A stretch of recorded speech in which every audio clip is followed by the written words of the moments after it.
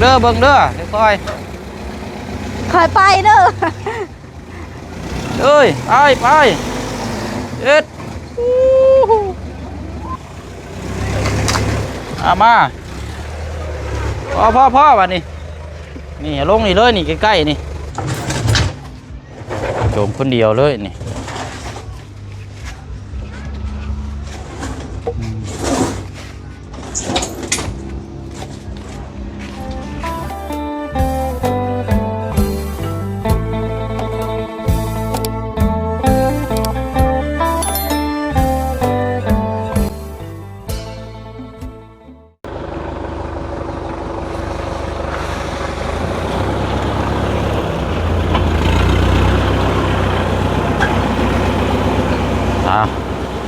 บุกโรงงานเลยบัดนี้พี่น้องเนาะโอ้โห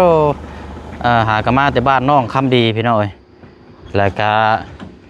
มาต่อกันอยู่โรงงานเลยกันชัวกันเนาะ เอาเดียวเอานี่พี่น้องเนาะเพราะว่าจะได้เอาลักหัวไปมอบไปทางเมนูเกิงก่อนพี่น้องเนาะเพราะว่า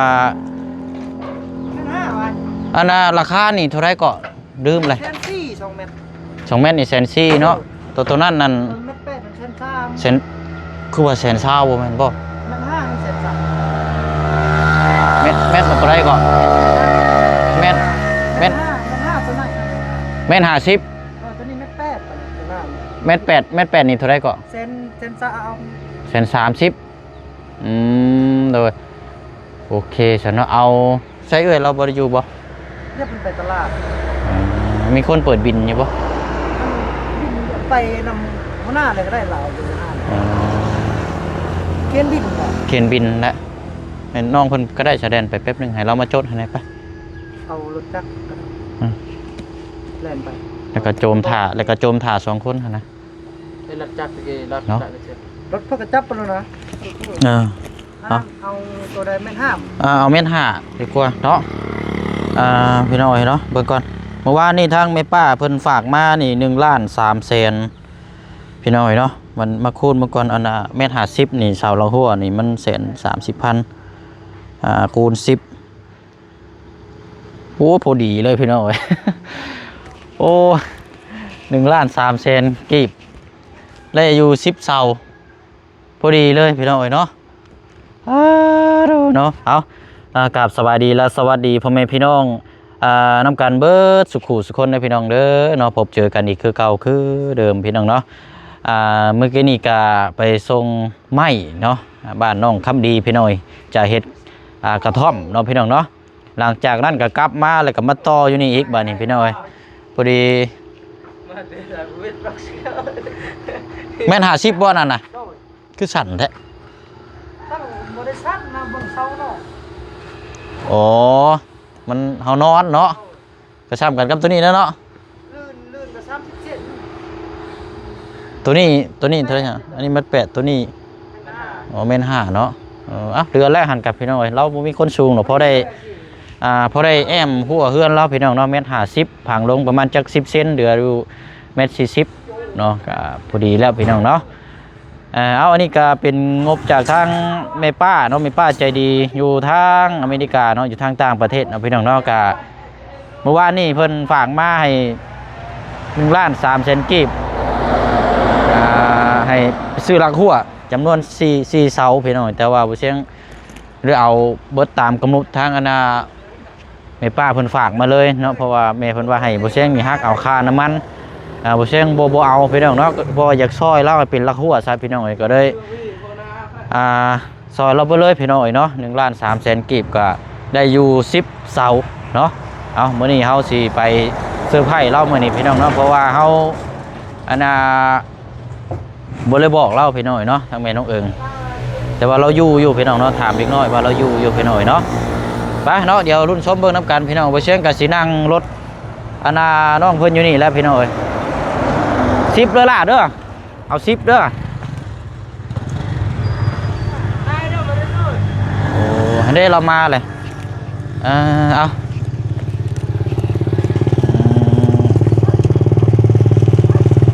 ปิดเลยเสยเรามาให้เราจดเลยเร่งแน่จังน้อยพี่น้อยบวกก็ฟ้าฝนอากาศ มันนี่แหละพี่น้องเนาะคันเชียวเอากะ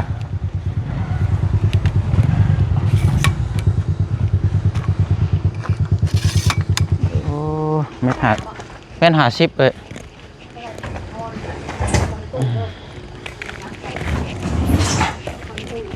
อันนี้เจ้าของมันสบายดีเด้อ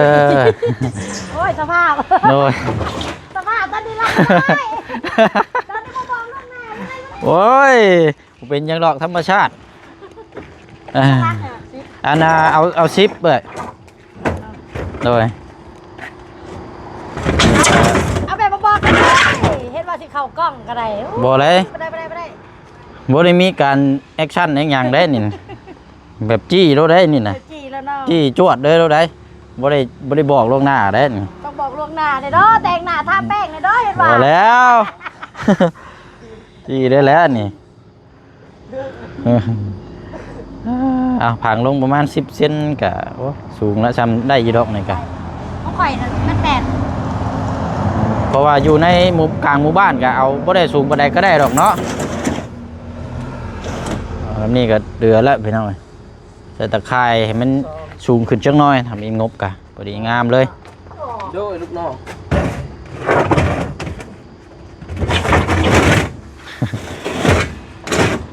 ก็มาแต่บ้านสะทึมไปกับบ่ฮอดเฮือนซ้ำพักกันแบกโจมมาบักไก่ บ่กล้าเข้ายันต่ำไปผ้ายันเลยลดค่าเนาะเดี๋ยวเบิ่งหาทางเข้าอีกก่อนได้นี่พี่น้องจักสิอันนี้เดี๋ยวบ่เนาะมีอยู่ทางเทิงมาเบิ่งกัน2 4 6 8 9 10เนาะเอา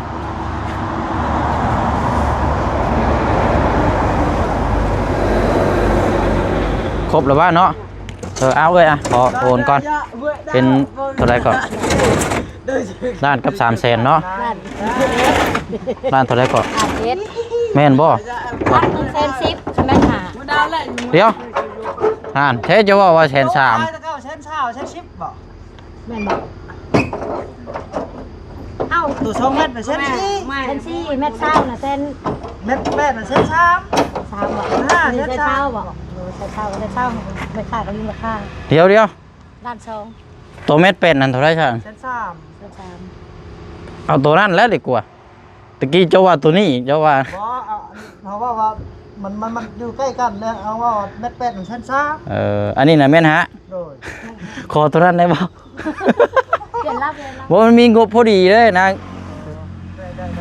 เปลี่ยนเลย ครับนึงมาเบิ่งมันอยากต่ำแน่จังน้อยนะตัวนี้น่ะ เข้ามาแล้ว เอาตัวนั้นแหละบ่เป็นเดี๋ยวสิให้ค่าน้ำหรอกโอ้ยเนาะพี่น้องเอ้ย130,000เนาะ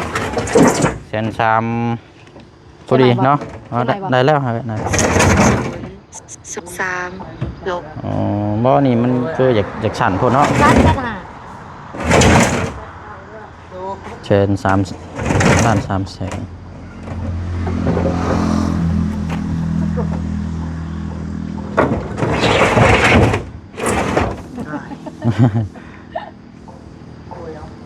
โอเคไปเด้อเลยเด้อนี่พี่น้องโอนเรียบร้อยละก่อนบันยันเตะฝนนี่แหละเฮาเนาะ คนนั่นคู่มือ เม็ด80เนาะพอดีละเม็ด80ฝั่งลงจากเช้าทำมาจากสั่นพดเพียงตอนที่แรกคิดว่าเม็ด50เหมือนราคาน่ะ130,000 เส้น3 120,000ใช่ไหม 8เป็นเส้น3 จะเป็นน้ำข่อยในฟังปิด เอาขอโทษน้ำลายขอโทษน้ำลาย10 ต้นหนึ่งดอกเนาะอันนี้เอาไปนี่พ่อจังไรก็จังว่ากันไปหน่อยเอาไปลงไว้ก่อนเนาะรองบทางเธอสร้างเพิ่นมาเฮ็ดเฮือนเฮ็ดซ่านน่ะก็จังหาเพิ่นนั่นให้เพิ่นพังให้เลยนะพี่น้องเนาะอันนี้เฮาก็อันนี้ก่อนเนาะ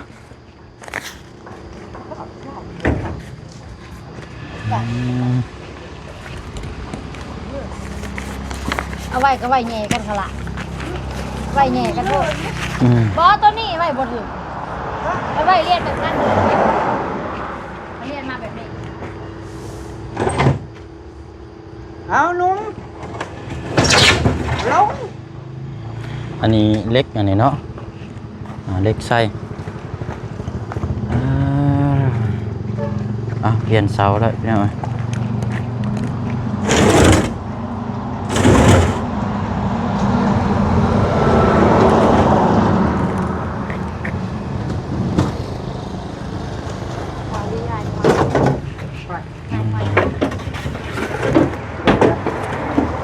เอาเดี๋ยวให้ทางน้องเพิ่นเปลี่ยนตัวนี้แล้วเอาขึ้นไปเนาะบ่เชิงสิไปถ่าอยู่ดินเพิ่นแล้วพี่น้องไปนัดทาง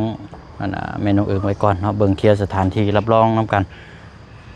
มีแต่ว่าขึ้นไปเลยสิไปรอถ่ายอยู่หั่นเด้อมองอันกกข้าวมันบ่หั่นละ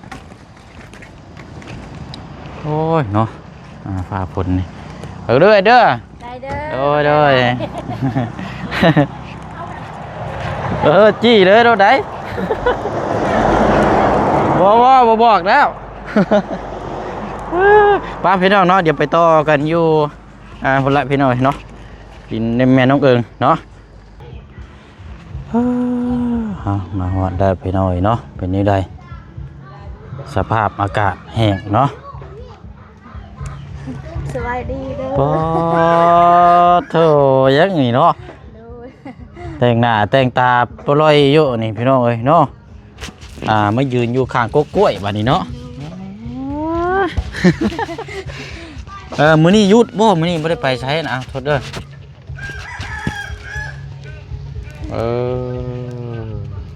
เรางามได้พี่น้อยบ่แม่นว่าย่องได้นี่เนาะอันน้องตีไปใช้มื้อนี้ไปซ่อนโดยเอาแสดงว่ามื้อนี้เจ้าเอาลูกๆมื้อนี้เนาะโดยเอาพอดีแล้วมื้อนี้เนาะแต่งหน้าแต่งตากันสิเว้ากะรอต้อนรับโดยอยู่เอาบ่เสียงสิมามอบส่งหยัง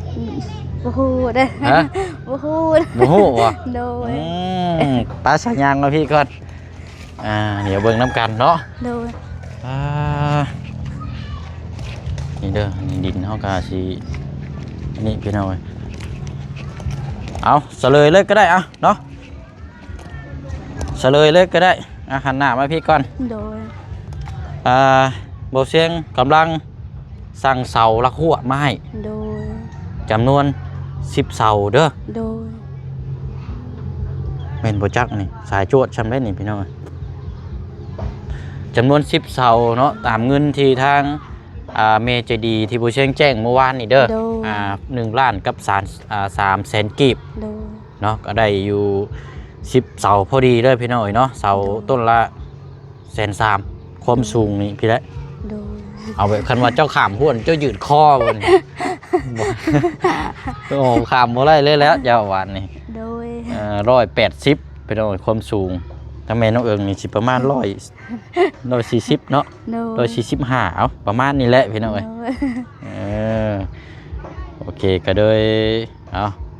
พอหรือว่าพอจังใดก็เฮาเอามาตามงบพี่น้อยสั่งมาไว้ให้เราก่อนเพราะว่าถ้ามีหัวอ้อมแล้วก็ใส่ตะข่ายอ้อมไปเกินอาเจือนี่สำหรับทางเรานี่ก็สิเป็นผลดีนะพี่น้อยเนาะอ้อมบ่เด้อนี่ประมาณนั้นแหละพี่น้องเดี๋ยวเฮาก็สิพอรถเข้ามาในนี้เนาะ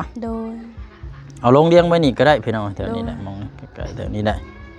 อันนั้นก็ทางว่ามีอย่างต่างๆมากก็จังลงมองอื่นก่อนก็ได้เนาะใช้อันมองทางเข้านั่นอยู่ใช่นะอยู่นี่นะบ่อนทางผุนได้ไปย่างไปเบิ่งก่อนไปทางให้พี่ให้น้องมาก่อนทางเข้าพี่น้องนี่แหละเนาะ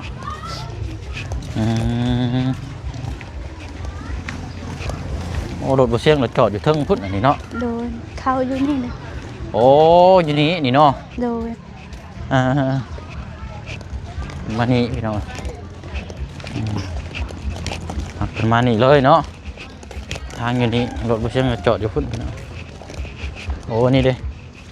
ขึ้นมานี่เนาะโดนเอาได้มาเลยพอดีแล้วแต่ว่าสิค่าอยู่หั่นยังบ่จักกินนี่รถบ่เสียงกับค่าได้กินนี่คือว่าแล้วล้านเด้คันว่ารถนั่งมันรถนักพี่น้อยมันก็สินั่นอยู่ดอกนี่ก็เจ้าฮักขึ้นมานี่เลยแหละถอยหลังเข้าไปเนาะดูเอาหน้าเข้าก็ได้เนาะมันบิดอยู่ในที่เฮากว้างอยู่ในก็ ยืดไม่เล่าพี่น้อง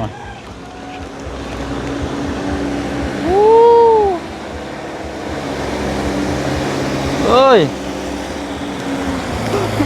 หักขวาเลยนี่มัดตัวไว้นะยับ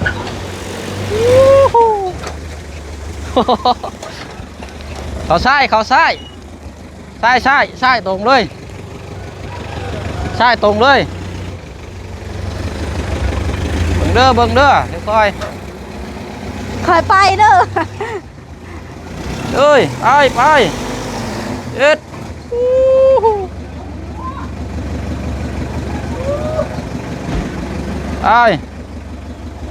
วิดอยู่ดอกแม่ดินนี่แหละนี่อ๋อสายไฟไปแม่เราไปพุ่นละ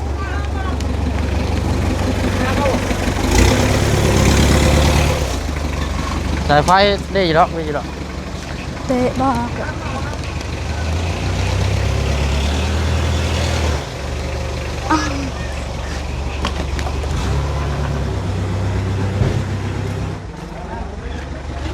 ยันบ่ได้ยันได้เขาเอาคือพวกเขามากับพี่ก็ได้อยู่ไหนนี่โอ้ยเนาะหามยังเขามารถใกล้ๆนึงมันสิเมื่อยชุ่มเจ้ามารถนี่ฮักเขามาตรงรถนี่แม่นเพิ่งเอาบันไดนี่โยนไปเข้าไปในพุ่นโยนเข้าไปในผมไม่ได้ใช่หรอก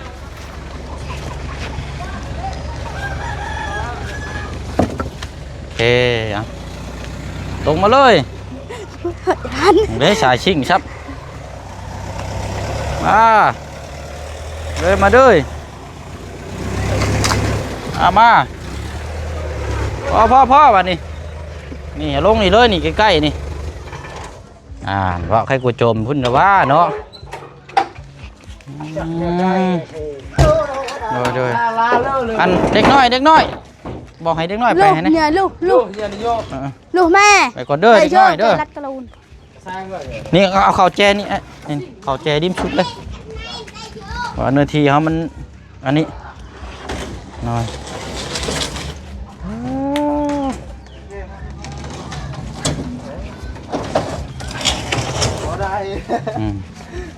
อันเฮ็ดเวียนน้ำกินละเมื่อเลย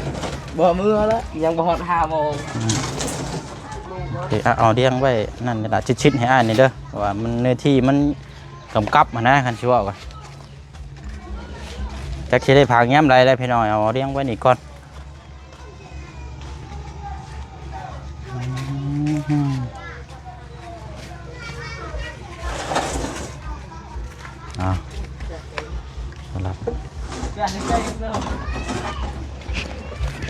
วันนั้นก็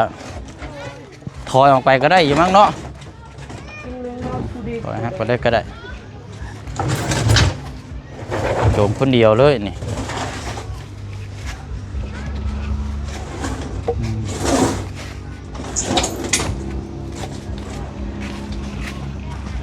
ลูกได้เสียดอกนี่เลยให้แม่ลงเอิงแล้วพังลักหัวเด้อพังได้อยู่บ่บ่ได้โอ้โหพังอันนี้มันต้องใส่ปูนแห่ทรายอันนี้พี่น้องจังแน่นพอดีและพังลงจาก30 เซนอย่างมันจังแน่นคัก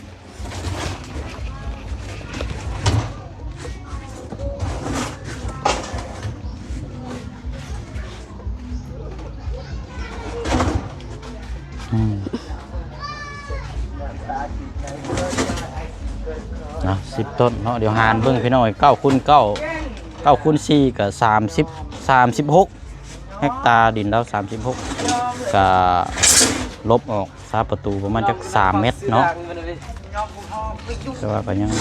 ขาดประมาณ2 ต้นนี่แหละพี่น้อยเนาะหรือว่า3 ต้นซะจังหารกันเนาะเฮ็ดห่างๆก็ได้อีดอกพี่น้อยมารักมันแน่นกันรอเลยกันรอเลย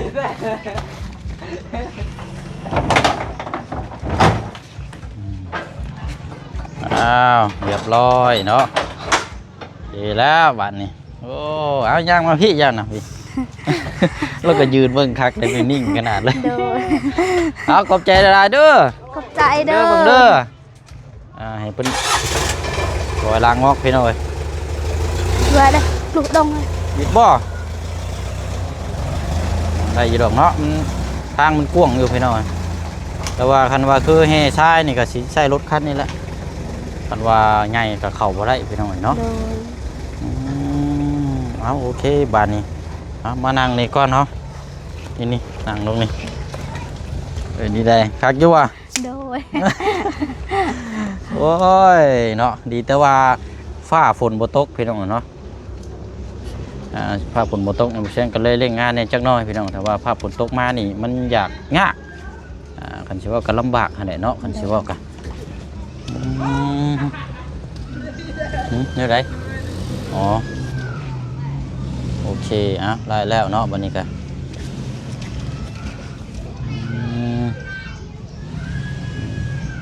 อันนี้ก็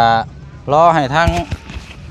มาครบพอแล้วจังว่ากันเนาะอันนี้ก็สิซื้อมาเลี้ยงไว้ก่อนพี่น้อยซื้อมาเลี้ยงไว้แล้วก็จังว่าจังคุยน้ำกันอีกทีนึงเนาะ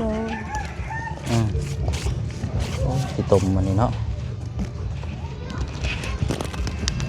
แป๊บหนึ่งเด้อบ่มีทั้งแตนแล้วว่านี่เนาะกุกหมักลำไยแล้วนั่งก้อนชาเบิ้ลอึ๊บ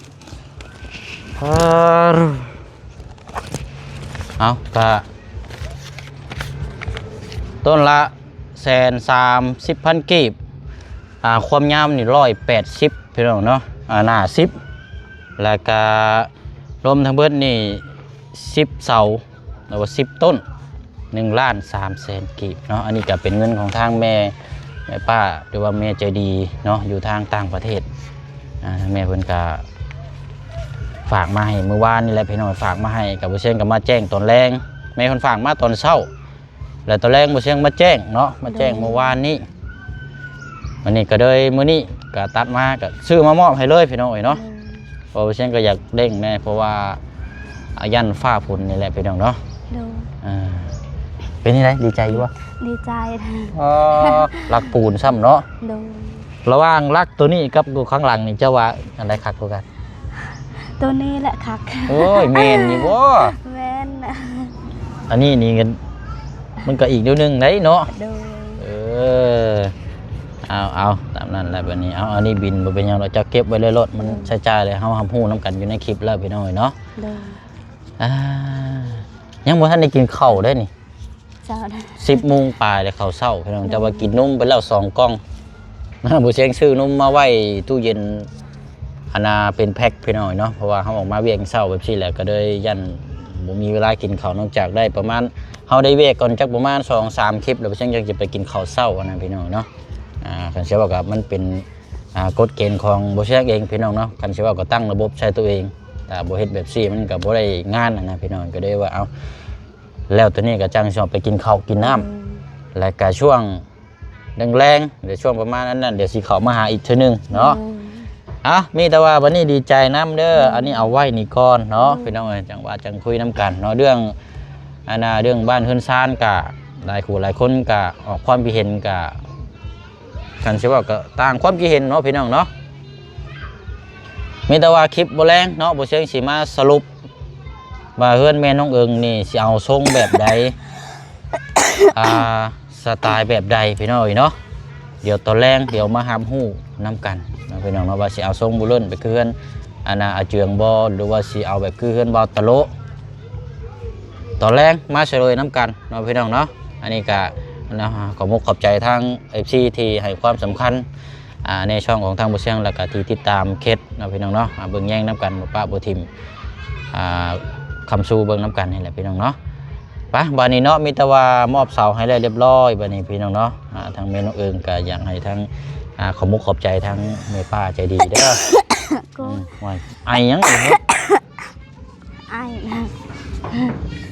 ไอโดนบ่สบายหั่นเนาะคันสิว่าบ่ไอลบอยู่ก็บ่แม่นเนาะเพราะเราแต่งตัวอะไรพี่น้องเนาะเอาหั่นแหละนมมือฝากขอมุกขอบใจทาง แม่ใจดีเด้อ ใจ ให้เพิ่นทำฮู้น้ำเนาะ ใจเด้อแม่ใจดีเด้อให้เจ้าอยู่ดีมีแหงเด้อให้สุขภาพแข็งแรงคมเจ็บบ่ให้ได้เด้อคมไข้บ่ให้มีเด้อขอให้เทวดาหักแพงตลอดปีทั้งตลอดไปสุขทางกายสบายทางใจเด้อให้เทวดาหักหลายๆสาธุ เลย และเบาเสียงนำเด้อให้อยู่ดีมีแหงเด้อไปใส่มาใส่มีคนหักคนแพงตลอดปีและตลอดไปสุขทางกายสบายทางใจเด้อมีคนหักคนแพงคือเดิมคือเก่านี่แหละสาธุ เล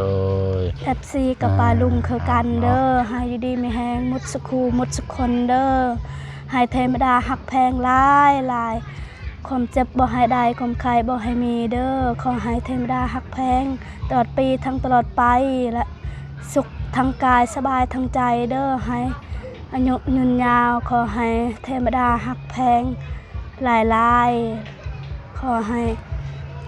ปลอดภัยเด้อสา เอา ธุ พี่น้องเนาะเอาอะไรเนาะก็ถือว่าเฮาได้มอบอะไรก็ห้ามฮู้นํกันแล้วก็มีแต่ว่ามีหยังเพิ่มเติม คลิปหน้าเนาะเดี๋ยวว่าผู้เชิงสิเข้ามาเยี่ยมมายามแล้วก็พูดคุยแจ้งพี่แจ้งน้องนํกันเนาะเอายินดีนํบัดนี้เนาะเอาลำลาก่อนเด้อโดยอะไรพี่น้องเนาะสุขทางกายสบายทางใจแล้วก็ทั้งผู้ให้ทั้งผู้รับผู้เบิ่งผู้แย่งผู้ชมนำกันเนาะบ่ว่าสิอยู่ภายในและก็ต่างประเทศที่ติดตามแล้วก็เป็นกำลังใจให้นำกันเบิดสุขทุกคนเนาะมื้อนี้เนาะเดี๋ยวว่าเวลานี้ทางพ่อน้องเปียวเนาะลำลาก่อนพี่น้องหากินข้าวกินน้ำก่อนแล้วจังบุกกันเนาะไปต่อเคสทางอยู่บ้านน้องคำบีเนาะบ๊ายบายเด้อพี่น้องเด้อเนาะสบายดีเนาะไปเนาะเดี๋ยวจังว่ากันแล้วเวียกแล้วท้องกับห้องมาแล้วเลยพี่น้องเนาะ